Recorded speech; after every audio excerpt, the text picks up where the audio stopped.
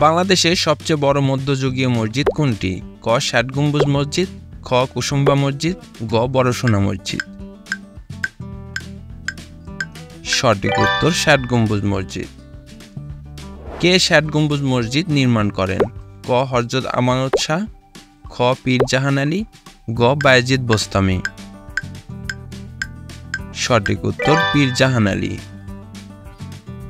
ষাট গম্বুজ মসজিদ কোথায় অবস্থিত? ক. সিলেট, খ. খুলনা, গ. বাগেরহাট। সঠিক উত্তর বাগেরহাট। ষাট গম্বুজ মসজিদে গম্বুজ সংখ্যা কত? ক. ৬০টি, খ. ৭১টি, গ. ৮১টি। সঠিক উত্তর ৮১টি। ভারতে প্রতীক মুদ্রা প্রবর্তন করেন কে? ক. শেরশাহ, খ. ইলতুৎমিশ, গ. মুহাম্মদ বিন তুগলক।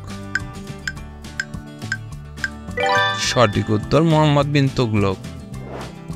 দিল্লি থেকে রাজধানী দেবগিরিতে স্থানান্তর করেন কে? ক. সম্রাট আকবর, খ. মুহাম্মদ বিন তুগলক, গ. সম্রাট জাহাঙ্গীর। সঠিক উত্তর মুহাম্মদ বিন তুগলক। তৈমুরলং ভারত আক্রমণ করেন কত সালে? ক. ১৬৯৮ সালে, খ. ১৫৯৮ সালে, গ. ১৩৯৮ সালে।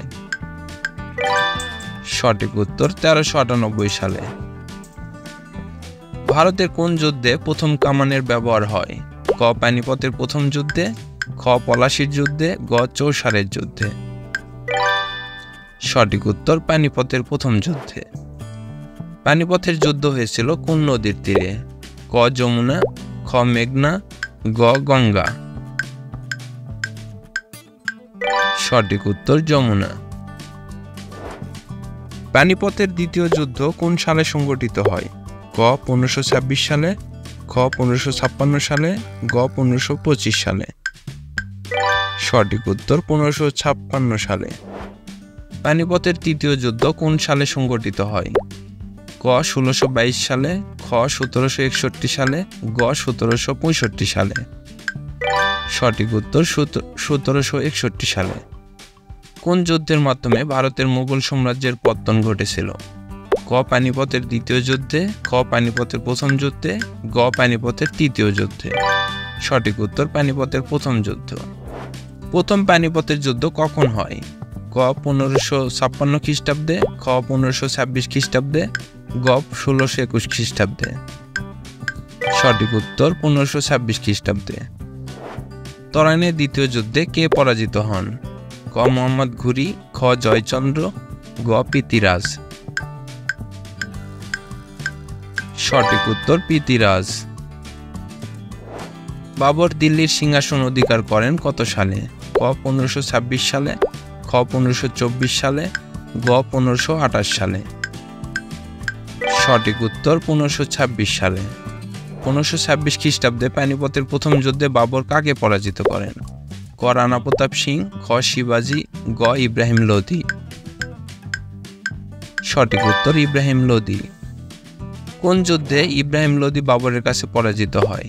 ক. খনুয়ার যুদ্ধে, খ. পানিপথের প্রথম যুদ্ধে, গ. তরাইনের যুদ্ধে।